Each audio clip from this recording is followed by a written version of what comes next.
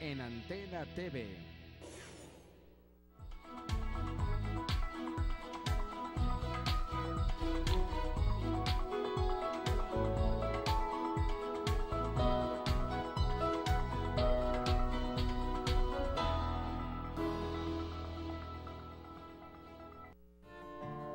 Yo no nací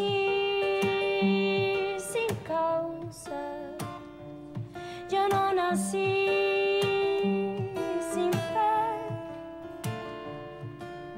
Mi corazón pega fuerte para gritar a los que nos mienten, así perseguir a la felicidad y así perseguir.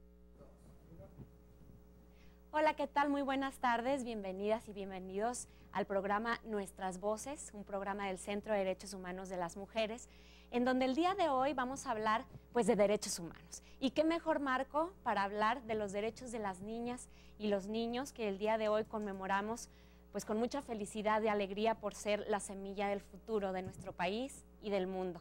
Y entonces el día de hoy, como un preámbulo, les diré que esta festividad del 30 de abril se festeja en México desde 1929, desde una época en donde José Vasconcelos, como secretario de Educación Pública, sugirió al entonces presidente de la República pues que se conmemorara un día especial en donde se diera relevancia a los derechos, primero de educación, después algunos otros que tienen los niños y las niñas. Y entonces en este tenor mundialmente se han realizado diferentes convenciones, diferentes uniones internacionales para que los niños y las niñas que han padecido y han sufrido muchos dolores a través de la historia, hoy sean reconocidos y reconocidas como parte fundamental del desarrollo del mundo. Y entonces, en las Naciones Unidas, el 20 de noviembre de ya hace muchos años, de 1989 aproximadamente, las Naciones Unidas instituyeron que debía de hacerse un Día Internacional de la Niñez. A nivel internacional se celebra el 20 de noviembre, como se lo señalaba, pero aquí en México es el 30 de abril. Hoy es el día de hablar de los derechos de las niñas y los niños. Y encontramos una manera muy adecuada para hacerlo, porque el día de hoy vamos a tener una plática muy interesante, una conversación para hablar de estos temas, con 4 personalidades que pues, son muy importantes en diferentes ámbitos de la niñez. Quiero darle la bienvenida y agradecerles muchísimo a ustedes 4 su participación el día de hoy. Y bueno, primeramente me complace muchísimo saludar el día de hoy a la licenciada Socorro Aguirre Dueñez. Ella fue durante 19 años jueza primero de lo familiar del Distrito Judicial Morelos, que tiene su sede aquí en la ciudad de Chihuahua. Ella es un referente en muchas decisiones y opiniones que se han tomado, que han hecho un cambio de estructura y un cambio de pensamiento en lo que de alguna manera siempre se había hecho, y ella es un referente de por qué no debía de seguirse haciendo así, sino que deben de hacerse cosas positivas en favor de la niñez. Ella es abogada, tiene una maestría en Derecho Civil y Derecho Familiar por la Universidad Autónoma de Chihuahua. También tiene múltiples reconocimientos y múltiples diplomados en materias relacionadas con la familia y particularmente con los niños y las niñas y en perspectiva de género. Licenciada, muchísimas gracias por estar acompañándonos el día de hoy. También le doy la bienvenida al licenciado Aricet Islas. Él es responsable de la Unidad de Control y Seguimiento de la Procuraduría de Asistencia Jurídica y Social de Chihuahua, esta relación inminente e íntima con el DIF. Él también es asesor técnico en el Consejo Estatal de Adopciones del DIF de Chihuahua, es licenciado en Psicología por la Universidad Autónoma del Estado de Hidalgo, es tallerista y conferencista en diversos temas, todos relacionados con la familia y con el interés de la infancia. Además tiene un diplomado en particular que es el de los derechos de la infancia y políticas públicas, impartido por la Universidad Autónoma de Ciudad Juárez. Es miembro fundador del Centro de Formación Ser Faro, que se desarrolla en este estado de Chihuahua. Bienvenido y muchas gracias. También tenemos con nosotras y nosotros el día de hoy al licenciado Ricardo Carrillo Franco. Él es licenciado en Psicología, es licenciado en Derecho y Asuntos Internacionales, cuenta también con estudios como especialista en Ciencias Forenses por la Escuela Nacional de la Judicatura en República Dominicana, es también especialista en Victimología e Intervención Integral con Víctimas del Delito por la Universidad de Murcia en España y tiene un diplomado en Tanatología por la Universidad Iberoamericana. Pero además, y un punto muy importante de referencia, es que desde el año 2004 funge como jefe estatal de la Unidad de Estudios Psicológicos y Socioeconómicos del Supremo Tribunal de Justicia en el estado de Chihuahua. Bienvenido y muchísimas gracias. Y contamos también con la invaluable aportación el día de hoy de la licenciada Irma Villanueva Nájera. Ella es coordinadora del área jurídica del Centro de Derechos Humanos de las Mujeres. También es parte activa del Movimiento Estatal de Mujeres en Chihuahua. Es consejera para la implementación de la Ley de Acceso de las Mujeres a una Vida Libre de Violencia. Es capacitadora con reconocimiento nacional, internacional y por supuesto local en temas como el sistema penal acusatorio, derechos de víctimas, entre otros. Es una mujer evidentemente que vive los derechos humanos y también es una efectiva estratega en temas relacionados con la infancia, particularmente en litigios donde los niños y las niñas se encuentran presentes. Bienvenidos, bienvenidas a este espacio. Muchísimas gracias. Y si les parece, pues vamos a empezar de lleno con los temas que nos trae el día de hoy. Y bueno, quiero empezar haciéndole una pregunta o que nos amplíe el panorama. Licenciada Socorro, ¿qué es el interés superior de la infancia? ¿Qué es esa frase, esa obligación estatal y ese tan multillamado en todos los medios, en todos los ámbitos, interés superior de la infancia? Bueno, el interés superior del niño, de la niña, es un referente, es un principio rector, mejor dicho, es un principio rector en la Convención sobre los Derechos del Niño. Y el interés superior no es más que obligar a los estados a que satisfagan la totalidad de los derechos que enmarca la Convención sobre los Derechos del Niño. Es eso, que se dé un cumplimiento cabal, un cumplimiento integral en las áreas en las que deben de ser protegidos. La convención a la que usted hace referencia dentro de sus artículos, que son enunciativos, no limitativos, bueno, viene una gama de derechos, incluyendo el acceso a la justicia, por supuesto, para niños y niñas. También nos habla de pobreza, de educación, etcétera. Desafortunadamente todavía estamos en una época y en una etapa en la que estos derechos no se encuentran totalmente efectivos y cubiertos. Y entonces, licenciado, usted, dentro del ámbito de su competencia, como un licenciado en psicología pendiente de estas áreas, ¿cómo es que el Estado garantiza en sus funciones el interés superior de la infancia? Claro, aquí nada más me llama mucho la Me llama mucho la atención esta parte, ¿no?, de obligar al Estado. Yo creo que el primer punto, uno de los primeros puntos a tratar sería que el Estado genere una conciencia, las instituciones generen una conciencia y se vea más como un aporte y no como una obligación.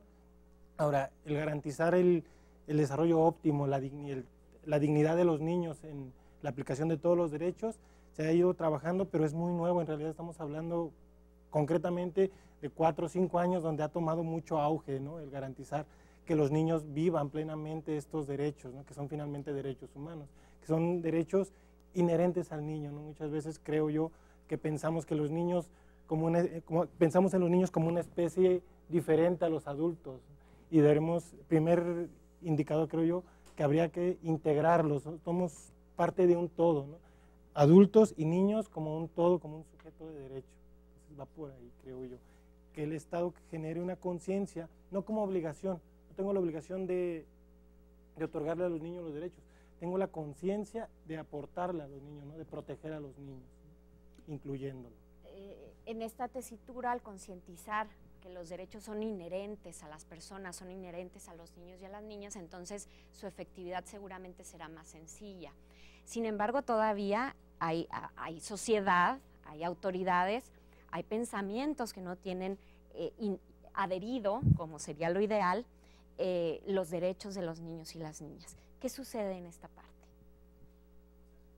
Bien, pues es muy sencillo, entiendo que el tema o la palabra de obligar corresponde precisamente porque es una de las funciones de la legislación, ¿no? Si fuera solamente recurrir a la conciencia de los seres humanos, posiblemente las leyes no tendrían razón de existir. Evidentemente la pretensión en un futuro es que todas las sociedades incorporen esta visión de protección de los derechos, no solamente de los niños, niñas y adolescentes, sino de cualquier grupo que sea considerado vulnerable por alguna condición particular.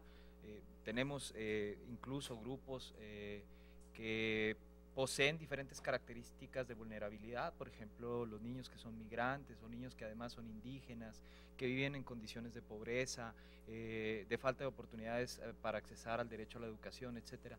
Entonces, lo que se pretende, evidentemente, primero, en primer término, coincido con el licenciado, pero tomo también el referente que nos señala su señoría en relación a la obligatoriedad que le corresponde a todos los estados que forman parte de la Convención sobre los Derechos del Niño. Creo que el Estado mexicano ha hecho serios esfuerzos, particularmente a partir de la reforma del artículo 1 constitucional del 10 de junio de 2011, en donde se elevan a rango constitucional y se protegen y tutelan los derechos humanos. Evidentemente falta creo yo, mucha conciencia, mucha responsabilidad por parte de las instituciones que tienen no solamente la prerrogativa, sino la obligación de cuidar y proteger estos derechos, porque encontramos luego que las formas en las que se pueden violentar estas garantías de los menores son muy variadas, y parece que el ser humano encontrara nuevas modalidades para irrumpir en esta protección, ¿no? Entonces tenemos que encontrar nosotros como especialistas diferentes alternativas, diferentes métodos, adecuarnos a las realidades sociales para poder garantizar este derecho. De acuerdo, tenemos graves problemáticas en el país todavía relacionadas con niños y niñas. En el país hay 40 millones de niños y niñas viviendo en pobreza. De esos 40 millones hay aproximadamente 6 o 7 que viven en una pobreza extrema, es decir, no tienen ni siquiera acceso a las mínimas necesidades básicas, mucho menos a la educación, mucho menos, debo decirlo también, al acceso a la justicia. Y entonces en este rubro en particular que tiene que ver con la justicia, cuando niños y niñas están sometidos a algún litigio por cualquier circunstancia, ¿qué es lo que sucede en el ámbito jurisdiccional, licenciada? ¿Cuál es esa obligación de los jueces y las juezas para actuar en consecuencia del interés superior de la infancia? Pues básicamente es ver qué derechos se están violentando. Puede ser el de alimentos, puede ser un abuso, ¿verdad?, a su integridad. Entonces, ahí es donde los jueces deben actuar, tomando las medidas pertinentes pues para proteger al menor, ya sea otorgándole el establecimiento de una pensión alimenticia a cargo de los padres o del padre y de la madre, o bien pues sancionando el hecho delictivo del que ha sido sujeto. ¿Sí? De acuerdo. Uno de los principales, o quizás los principales asuntos en materia familiar, corríjame si me equivoco, en donde está involucrada la niñez, tiene que ver con pensiones, como usted bien lo ha dicho, pensiones alimenticias, tiene que ver con guarda y custodia, tiene que ver con patria potestad y por supuesto con un régimen de convivencias que debe existir entre mamá o papá con los niños y las niñas que no están bajo su guarda y custodia. En este rubro hay una medida de protección que es muy común, que seguramente tiene sus bases en este estudio al que usted hace referencia, que tiene que ver con una medida en cuanto a medidas de visitas que sean supervisadas. Es decir, una niña o un niño que va a platicar, a convivir con mamá o con papá, pero normalmente se hace en instituciones como son el DIF, donde se debe de llevar un registro en este punto. ¿Cómo es que se desarrolla y cómo es que se toma en cuenta el interés superior de la infancia en este tipo de medidas? Retomando un poco lo que comentaba la señoría, a mí me llama mucho la atención, yo finalmente soy psicólogo y desconozco un tanto. Hay una medida, el protocolo de actuación para quienes imparten justicia, ¿no?, en niños, niñas y adolescentes. A mí se me hace muy efectivo y de mucha protección para el niño el hecho de que ante un juicio el menor necesariamente antes de brindar una declaración tenga que ser acompañado por una persona de su confianza. Obviamente siempre y cuando no sea el agresor o una de las partes involucradas. Pero a mí eso me da mucha seguridad en que el juicio va a atender directamente el interés superior del niño, ¿no? Cualquiera que sea el caso, el menor tiene que estar acompañado por una persona de su entera confianza. Incluso se le pregunta, ¿quieres que esté alguien? No, pues que sí o pues que no. Ok, si quiere que esté alguien, ¿quién en específico, no? ¿Quién te brinda esa confianza? Para generar un ambiente donde el menor pueda desarrollarse emocionalmente durante toda la entrevista con una estabilidad. Ahora, esta parte de las visitas supervisadas también, desde el momento en que llegan a la institución como el DIVO, Casa Cuna, que es donde se están llevando a cabo estas visitas que por juzgado llegan, tiene que estar un psicólogo de preferencia, un psicólogo especializado en la materia, garantizando que durante todo el desarrollo el menor esté emocionalmente estable, por ejemplo, que haya un vínculo afectivo sano entre él y quien nos visita, en este caso mamá o papá, pero eso a mí se me hace muy importante, esta parte de la figura de siempre estar el menor acompañado ante una situación donde pueda verse vulnerable, ¿no? ¿Y cuál es la metodología? ¿Cómo se dan estas visitas supervisadas? ¿Quién supervisa? ¿Qué supervisa? Claro, es un psicólogo designado por la misma Procuraduría, en este caso, llegan a la institución, Casa Cuna, hay un área específica de visitas, mesas, sillas, un ambiente adecuado para el menor. La persona encargada, el psicólogo, recibe al niño de la persona que lo lleva, vamos a suponer que el ejemplo que lo lleve la mamá a visita con el papá, se lo recibe a la mamá y a partir de ese momento la psicóloga o el psicólogo es responsable del menor. Lo ingresa al área de visitas, se registra el papá en este caso y durante toda la visita el psicólogo está al pendiente de cómo se desarrolla, vigilando, monitoreando, estando al servicio del niño. Si ve alguna incomodidad, si ve algún problema en la convivencia, el psicólogo tiene la obligación, llamémoslo así, de actuar, evitando siempre el malestar integral del menor. Entonces, la participación que pueda tener este psicólogo o psicóloga encargada de la supervisión, pues viene a ser muy importante porque se vuelven los ojos del juez o la jueza que haya ordenado esta medida de protección. Entonces, entiendo que debe ser debidamente documentada esa visita supervisada. Claro, todo es mediante oficio, obviamente se envía un reporte de cada visita, son 2 veces a la semana, 2 veces a la semana se está enviando un reporte de todo lo acontecido durante la visita al juez que en este caso ordenó. Esto ya le va a permitir a él tomar las medidas necesarias protegiendo el interés del niño, ¿no? Sí, licenciada, en este tema, ¿qué lleva a una jueza, un juez a tomar la determinación de que haya medidas o visitas supervisadas entre hijos? La razón está en la protección del menor. Si el padre o la madre pueden poner en riesgo la estabilidad emocional del niño, entonces la visita debe realizarse de manera supervisada. No se le puede privar al niño del derecho de convivir con el padre o con la madre, pero si representa un riesgo para la estabilidad del niño o de la niña, pues sí se requiere de personas debidamente capacitadas para proteger al niño, a la niña, que no sean dañados, ¿sí? Porque generalmente, pues cuando hay un juicio, los padres generalmente son egoístas en velar por ese interés superior del niño, por esa estabilidad emocional. Entonces sí se requiere que alguien esté vigilando, ¿sí? Generalmente les hablan mal del papá o de la mamá, lo que lleva al niño a una perturbación, ¿verdad? En no saber a qué papá preferir o si hablar bien o mal, porque el otro lo va a recriminar. O también se pueden dar, a lo mejor algún golpecito por ahí, ¿verdad? No sé. Entonces es la razón por la que generalmente se ordena la visita supervisada. De acuerdo. Licenciada Villanueva, su participación desde el punto de vista de la sociedad civil, siempre con esta mira en los derechos humanos, el interés superior de la infancia debe entenderse como un derecho de los niños y de las niñas.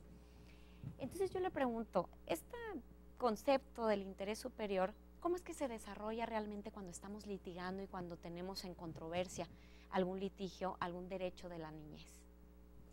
Bueno, creo que hay cuestiones importantes que señalar aquí. Hay una visión tradicional de intervención de las distintas autoridades, llámese DIF, de asistencia, jurisdiccionales, cualquier autoridad que interviene, lo ha venido haciendo desde una visión tradicional, asistencialista o tutelar hacia los derechos de niños y niñas. Como bien lo decía el compañero, ¿verdad?, que estamos de acuerdo, coincidimos en que los derechos de los niños pues han sido derechos que se han ido desarrollando, aunque tenemos la declaración del 91, la Convención de los Derechos del Niño, pues se han ido introduciendo en nuestras constituciones locales, en el país, en los últimos tiempos, en los últimos años, ¿no?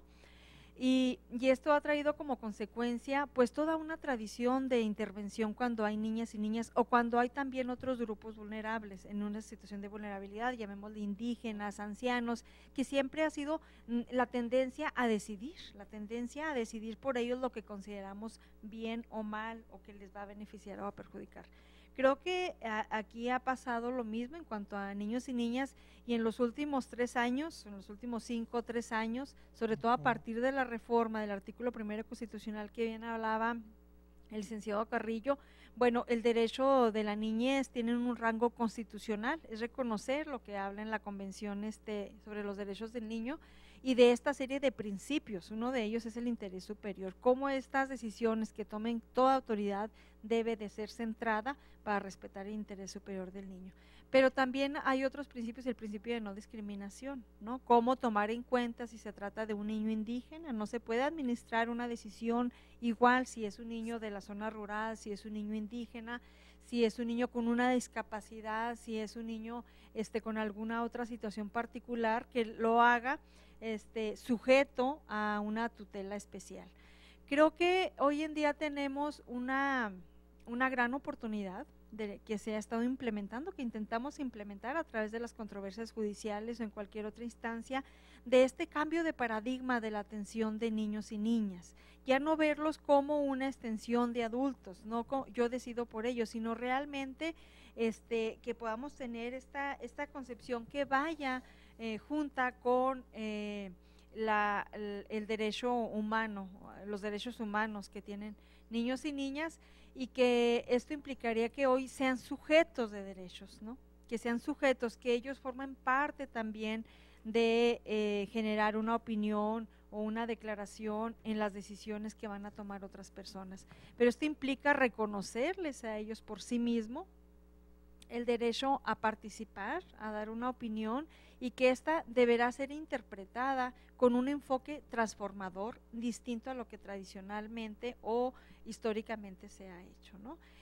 Lo que implica, bueno, es escucharlos, atenderlos, pero también con un análisis desde las distintas autoridades objetivo, con enfoque de género, con un enfoque de derecho humanista y con un enfoque de buscar la mejor decisión para niños y niñas. Entonces, creo que los tribunales hoy están con ese inmenso reto de empezar a generar nuevas resoluciones o interpretaciones de los derechos humanos de niñas y niñas, que realmente pueda administrar una justicia más completa, cercana, acorde a las necesidades que están teniendo, reconociendo todas estas situaciones de manipulación que se puedan dar por las distintas personas que intervienen, reconociendo que históricamente han estado invisibilizados estos niños, reconociendo también, no podemos negar que dentro de las familias, bueno, las mujeres en un alto porcentaje son quienes sufren algún tipo de violencia familiar, y por lo tanto los hijos, y esto tiene que ser también entendido y salvaguardado por las distintas autoridades, y esto es reconocer que no están en un plano de igualdad hombres y mujeres todavía, que lo deseamos llegar a ese punto, pero que hoy en día hay esa desigualdad y que debe también ser considerada. Por supuesto, de acuerdo. En este marco jurídico, en este contexto en el que nos estamos refiriendo a los derechos de los niños y las niñas como una cuestión relativamente nueva, aunque se haya hecho alguna convención en Ginebra hace ya algunos años, aunque la convención de la que estamos hablando propiamente tenga vigencia en México desde los años 90. Sin embargo, pues efectivamente es más bien en el año 2000 cuando ya se reglamenta una ley de derechos de niñas y niños y adolescentes, hasta el 2014 es cuando hay una suplencia de esta primera ley.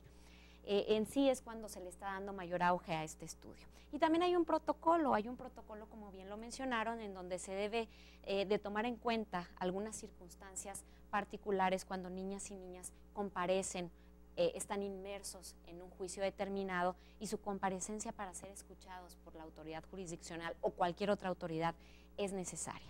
Este protocolo recoge todas las instancias internacionales que sí son vinculantes para las autoridades y que tiene alguna serie de requisitos y de premisas fundamentales con que se debe tratar a la infancia.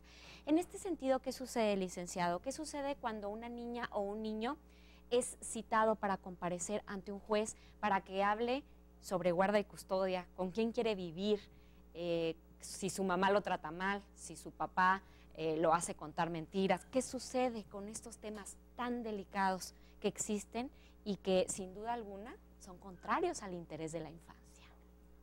Bueno, el protocolo de actuación para quienes imparten justicia en casos que afectan a niñas, niños y adolescentes es un protocolo que emitió la Suprema Corte de Justicia de la Nación en mayo de 2012, relativamente es muy nuevo, y este establece ciertos lineamientos que son obligatorios para todas las instancias judiciales que llaman a comparecer o en donde tienen intervención los niños, las niñas o los adolescentes.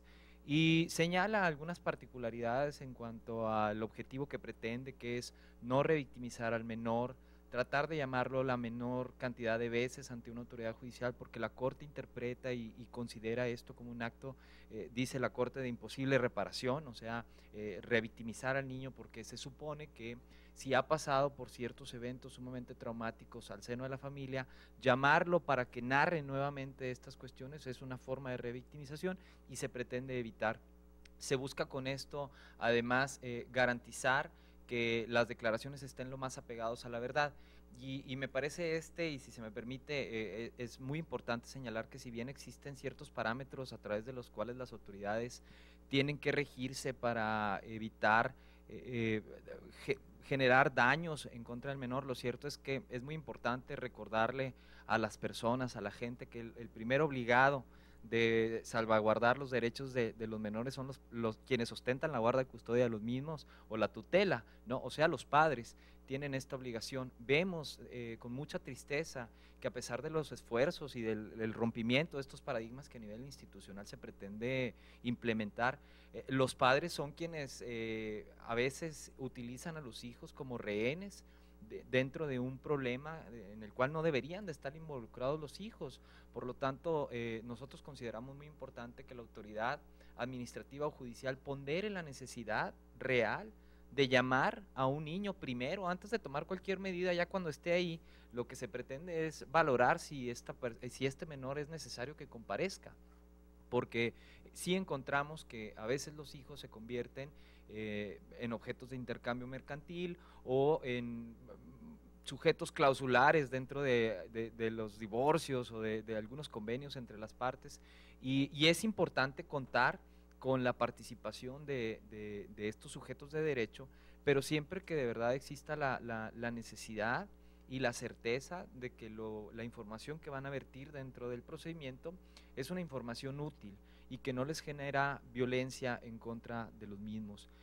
Llamar a un menor para preguntarle con quién de tus padres quieres vivir es un acto criminal y me refiero en el sentido más estricto de la palabra como acto reprensible. Si bien no es un tipo penal de delito, sí es un acto que al menos en lo particular considero como criminal, ¿no? A un menor no se le debe sujetar a este tipo de cuestionamientos, este tipo de interrogantes. El juez tendrá que allegarse a la mayor cantidad de elementos externos para valorar si existe un riesgo real, quién de los padres es el que lo representa y en todo caso con cuál de ellos tendría que vivir el menor para poder garantizar su derecho a una estabilidad, a un estado de salud, no solamente físico, sino también mental. Es por eso muy importante señalar que las medidas de convivencia familiar supervisada son eso, son una medida, no es el juicio mismo, ¿verdad? Y siempre que, como su señoría lo señalaba, exista sospecha de que alguno de los padres puede ejercer un daño en contra de los hijos, se establece esta medida, pero es una medida transversal dentro del procedimiento, no es una resolución, o sea, es una medida provisional. y se busca que sean expertos los que puedan estar atendiendo esta situación y generando información para la autoridad judicial en relación a cómo son las convivencias, para ver si se continúa, se modifica o se anula inclusive, ¿verdad? De acuerdo, en estos casos, desafortunados casos, en donde, como ustedes bien señalan, niños y niñas son tomados como botín de guerra, como estrategia jurídica para llegar a un fin determinado, donde en una gran mayoría de asuntos estos niños y niñas provienen de un entorno de violencia familiar. Como bien dice la licenciada Villanueva, las estadísticas y la vida misma nos dice que las mujeres son las principales, quienes viven día a día cuestiones relacionadas con la violencia familiar. Entonces, en este contexto tan desafortunado donde se llega hasta un juicio, ¿cómo es que un juez y una jueza valora el dicho de una niña o de un niño que están inmiscuidos en un ámbito de violencia, en una situación que de alguna forma los está violentando a ellos también? ¿Cómo se valoran estas comparecencias? Pues en principio debemos de creer en lo que le está pasando al niño, ¿verdad? Ahora, como dice el licenciado Carrillo, sí no debe comparecer para decir con cuál de sus progenitores quiere irse, desea permanecer, hasta en tanto no ser valorado adecuadamente, porque en algunos casos sutilmente se doblega su voluntad, ¿verdad? A lo mejor prometiéndole algo. Entonces no sabemos si de manera libre y espontánea está manifestando su voluntad de permanecer con algunos de sus progenitores, que a lo mejor a la larga le va a representar un daño mayor el estar con él, porque no le va a dar una adecuada formación, y que únicamente pues a lo mejor le prometió algo para obtenerlo, ¿verdad? De ganárselo a la madre o ganárselo a su padre. ¿Qué hacemos con esa sutil, a veces muy sutil, línea de la manipulación, que a veces puede ser evidente, pero en una gran mayoría de casos es sutil? Inclusive los mismos niños y las niñas no se dan cuenta que están siendo manipulados por su propio entorno. Entonces, ¿qué hacemos con esa parte? Porque existe, es real. Así es, y por eso es tan importante la función del psicólogo. Es de gran ayuda para la administración de justicia, porque pues de alguna manera ellos, con los conocimientos que tienen respecto a las conductas humanas, pues de alguna manera le abren a uno el panorama, le esclarecen a uno el panorama de lo que realmente está pasando en la vida del niño, ¿sí? Uno pues aplica la ley, y en principio pues sí debemos de dar crédito a todo lo que dice el niño, porque a lo mejor en ese momento pues su necesidad es tal que sí dice la verdad, ¿sí? Generalmente lo dice. Yo recuerdo en las audiencias con menores, pues generalmente pedía la asistencia de un psicólogo para ver que no estuviera repitiendo palabras que habían sido puestas, plantadas, ¿verdad? Que por el tipo de expresiones hiciera uno pensar que pues un niño no puede estar diciendo esto, ¿verdad? Entonces la ayuda de los psicólogos es muy importante. Al inicio de las audiencias con menores, en base al protocolo de actuación, cuando se inició pues llevar a la audiencia videograbada, y se le hace saber al niño, el lugar en donde se encuentra, para qué está ahí, tratar de establecer una empatía con él, con ella, y que pueda manifestarse de una manera libre, espontánea. Pues yo lo que les aconsejaba es, mira, aquí vienes a decir lo que tú quieres decir, lo que quieres que se haga, porque a lo mejor alguien de tu familia muy querido, ¿verdad?, o muy querida, te habrá dicho, te conviene esto o lo otro, pero tú en tu corazón sabes lo que tú quieres. sabes lo que te está pasando y sabes lo que no quieres para ti.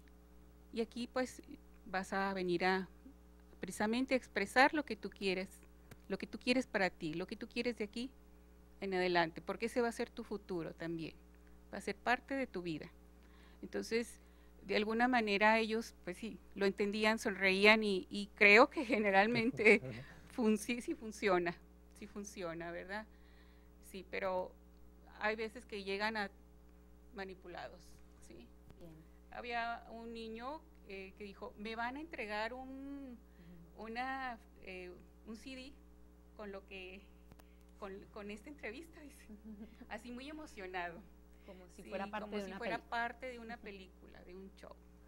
Bien. Sí. Licenciado Islas, lo veo con muchas Con ganas muchas de ganas participar. Claro que sí, muchas gracias. Claro que nos interesa su participación, pero además quiero puntualizar preguntándole algo. En este acompañamiento que el DIF o la Procuraduría de Asistencia Social y Jurídica pueda dar a niños y niñas en comparecencias, ¿cómo es que ustedes analizan y determinan si la expresión es libre o es manipulada? ¿Existe la forma de hacer esto? Claro, nada más. Muchas gracias por la pregunta, muy interesante, y sobre eso íbamos a participar. En 7 de cada 10 casos el niño normalmente llega manipulado, ¿no? Sutil o de manera muy notoria por alguna de las partes, ¿no? Y incluso tan grave ha sido este detalle que ya hay el síndrome de alienación parental, ¿no? Donde una de las dos partes lo manipula a tal grado de desprecio hacia el otro. Entonces, tu trabajo como psicólogo ante todo es primero rescatar la verdad y hacerle caer en cuenta al niño cuál es su verdad, no la verdad ni de papá ni de mamá, cuál es tu verdad, ¿no? Que muchas veces la verdad puede ir incluso en contra de lo que él mismo desea o quiere, ¿sí me explico? Es que yo me quiero ir aparentemente con mi mamá, pero mi mamá no tiene los medios, no tiene los recursos para garantizarme este bienestar integral. Ok, pero te tienes que ir con tu papá. Entonces lo primero que hay que hacer es descubrir que el niño trae su verdad, muy, como decía la señoría, muy en el corazón, pero el niño sabe de verdad cuál es la realidad que está pasando. Existe a través de la observación, a través de preguntas, de contradicción. Una cosa es lo que dice y otra cosa es cómo se comporta. Pero sí es muy notorio el hecho de cuando un niño está manipulado. Concuerdo mucho usa palabras que no son de él, que no van acordes a su edad, discursos muy elaborados, incongruencias en el discurso, nerviosismo, estamos hablando de eso. Ahora, me llama mucho la atención porque los primeros que violentan los derechos son los mismos padres, ¿no? Mucho antes de que se ponga una denuncia, los que están violentando ya los niños son los padres. Coincido mucho con lo que comentaba la licenciada. Estamos viviendo una realidad donde de cada 10 niños maltratados, en cualquiera de sus modalidades, 6, la que ocasiona es la madre. Pero no entendemos que la madre está siendo violentada por el padre. Entonces es una cadena, vivimos en una cadena ya de violencia, de violentar los derechos de todo mundo, ¿no? Entonces es atacar un sistema o es atacar un entorno completo que es el familiar, ¿no? La madre también está siendo violentada en sus derechos por parte del padre y el padre también está siendo violentado. Y que finalmente quien viene pagando todo esto son los niños, ¿no? Los niños, el primer sentimiento, y no me va a dejar mentir el licenciado, el primer sentimiento que traen es el sentimiento de culpa, ¿no? Si digo lo que quiero, si digo algo, a uno de mis papás, a quien tanto quiero, le va a ir mal. El sentimiento de culpa y además el sentimiento de compromiso con uno de los dos tengo que quedar bien. Y entonces el trabajo radica en, te voy a enseñar cuál es tu verdad, te voy a guiar a que tú descubras cuál es la verdad y que sea una verdad libre, una verdad auténtica y que tú mismo sepas que es por tu bien. De acuerdo.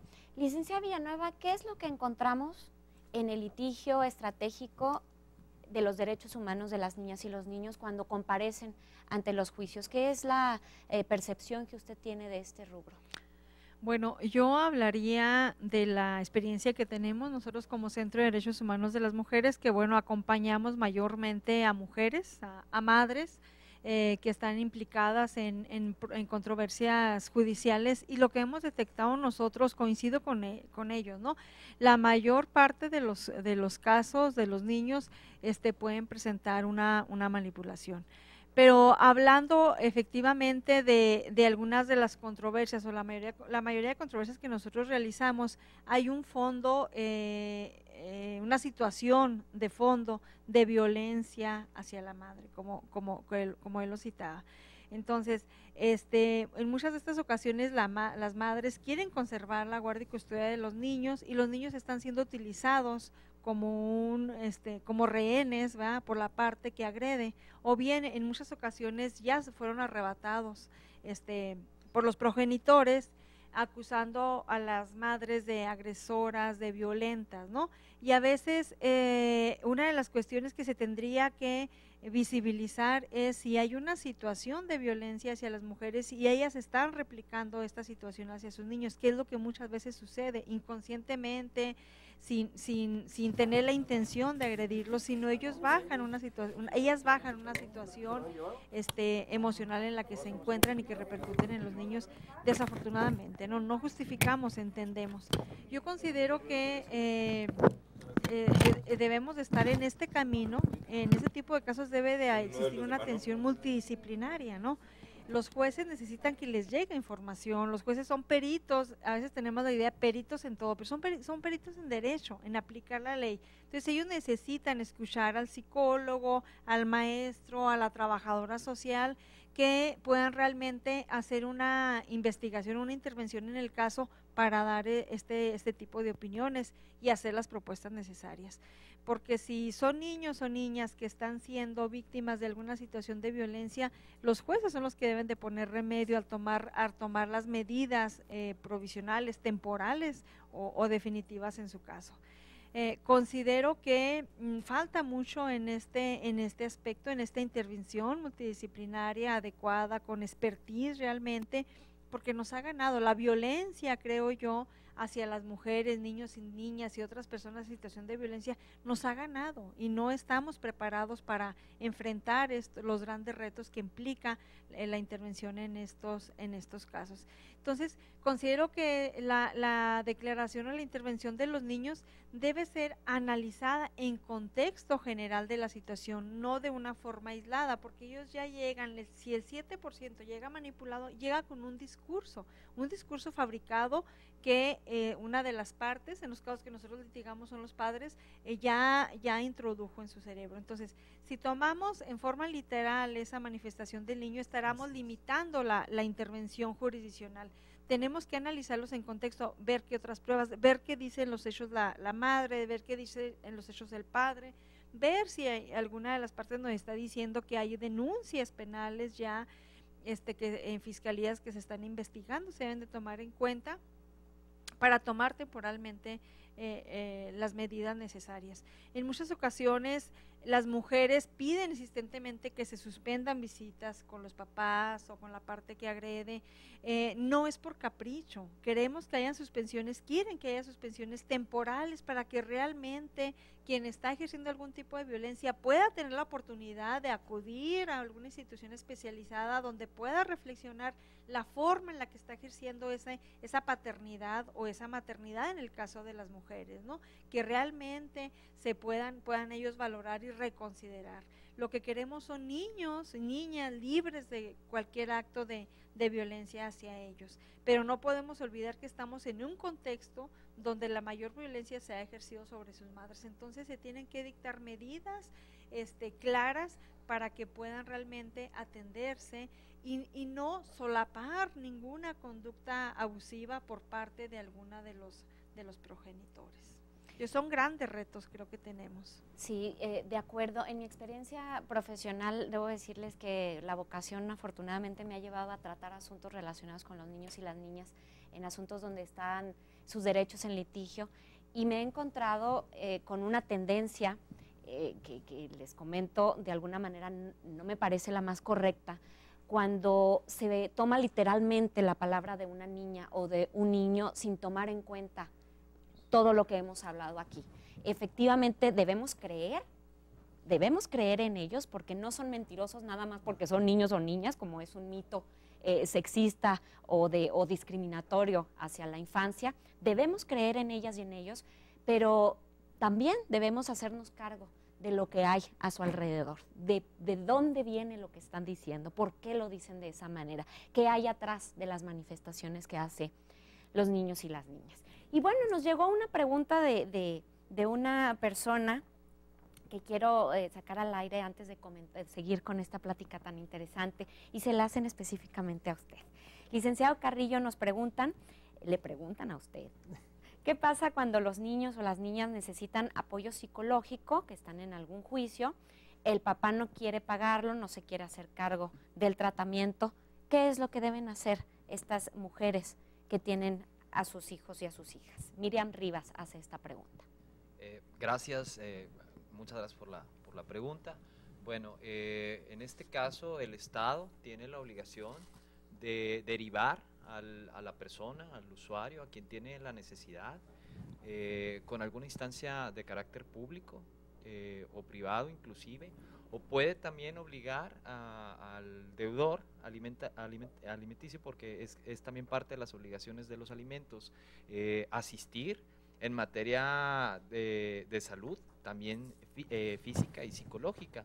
Por lo tanto, es importante que las personas le requieran a la autoridad, en caso de que haya un litigio ya vigente, que sea el propio juez o jueza que dispongan de alguna instancia de carácter público. Hay instancias de carácter público muy profesionales que cuentan con especialistas en psicoterapia, que es algo importante señalar. No solamente a veces se requiere el apoyo psicológico, sino de un especialista en psicoterapia, y el juez puede proveer en ese sentido, o bien obligar al deudor a que cumpla con esa obligación, porque también la asistencia psicológica se considera como un elemento vital del desarrollo del ser humano. Cualquiera de las dos puede ser, siempre que esto se acredite y sea necesario, se establezca como una cuestión esencial para el desarrollo de los niños. De acuerdo, gracias, licenciado. En este referente que nos acaba de mencionar, este es el tiempo, creo yo, en el que podemos exigir, podemos señalar, podemos hablar también de deficiencias, y podemos hablar también de falta de políticas públicas que de verdad apoyen y engrandezcan a la infancia en México, en Chihuahua, en nuestro entorno, en nuestro contexto. Esto es evidente, falta mucho que hacer, hay preocupaciones, hay retos, pero también estamos hablando de niñas y niños. Entonces, sin duda, la palabra clave es que también hay esperanza.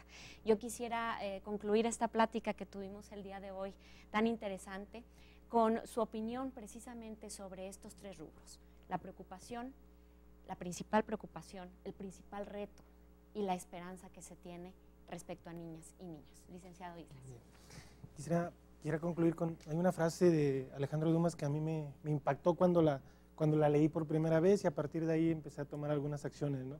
Dice, no entiendo cómo, siendo tan felices los niños, somos tan infelices los adultos, ¿no? A mí me impactó muchísimo. ¿Por qué? Porque el niño tiene su propia realidad, el niño tiene sus propias capacidades, sus propios problemas.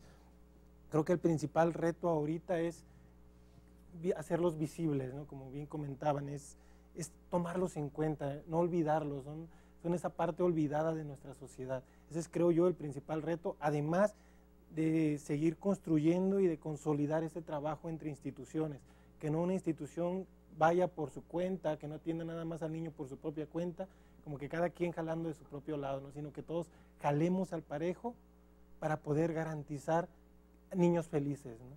Además, los niños simplemente aprenden, eso me queda muy, muy claro. Los niños ven, los niños hacen. Entonces también es un volado, ¿no? O sea, tú como adulto tienes que entender que lo que tú estás haciendo, que como tú estás actuando, como tú estás pensando, hay alguien que lo está viendo, que muy probablemente lo va a replicar, ¿no? Los niños aprenden inevitablemente. Muchísimas gracias. Licenciada Aguirre Dueñas. Falta mucho por hacer. Realmente son insuficientes las instituciones que existen para atender este problema tan grande. Yo me di cuenta de que pues en el DIF les falta personal, por ejemplo. En muchas ocasiones había que mandar al CAPSI y allá pues también pues les cobran. Hay mucha necesidad en la gente. Obviamente perdón por lo que digo, obviamente que hace falta más la participación, no solamente de las instituciones y la sociedad, sino también de los padres, para no vulnerar esos derechos, ¿sí? Procurarles bajo circunstancias personales una vida digna, adecuada, pues hacerlos felices, no darles más problemas, ¿verdad? O sea, si ya tienes tú tus problemas, pues atiéndete tú y atiende a tu hijo para que no repercute en él los problemas que tú traes, ¿sí? Perdón, sí. No, muchísimas A lo mejor gracias. dije algo que no debía decir. No, al contrario, estamos ya cortaditos en el tiempo. Licenciado Carrillo, 30 segundos para hablarnos de este tema igual, licenciada Villanueva. Bueno, en temas de política pública creo que siempre hay algo que hacer, siempre hay algo que decir. Creo que es necesario que se empiece a escuchar también en las cuestiones de carácter legislativo a los expertos que tienen mucho que opinar, que en el día a día se enfrentan a estos terribles monstruos de la violencia que se genera en contra de las niñas, los niños, los adolescentes, que se empiecen a implementar prácticas más responsables, y si queremos generar de verdad un mundo mejor, tendríamos que atender más a la infancia. Muchísimas gracias. Licenciada Villanueva. Bueno, creo que ya se corta, pero un llamado a todas las autoridades para que desde sus espacios pues tengamos esta nueva forma de respetar los derechos de los niños desde una nueva interpretación que nos lo dan nuestra Constitución y los tratados internacionales. Bueno, pues muchísimas gracias, se nos fue el tiempo muy rápido, gracias al staff de Antena TV, muchísimas gracias a nuestras invitadas e invitados, a Paola Sáenz, nuestra productora, y bueno, yo creo que el mensaje básico el día de hoy es: niñas y niños felices, esa es la tarea de las personas adultas, y entonces hay que actuar en consecuencia, seamos guías efectivos, omitamos etiquetas, prejuicios, sexismos, omitamos todas esas cosas que coartan la libertad de crecimiento y que los haga florecer como el futuro que realmente queremos en este país. Muchísimas gracias a todos ustedes.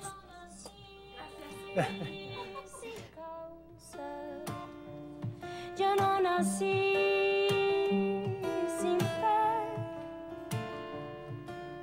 mi corazón pega fuerte para gritar a los que nos mienten, así perseguir a la felicidad y así perseguir. Mujer, si te han crecido las ideas, de ti van a decir cosas muy feas, que no eres buena, que si tal. Antena TV.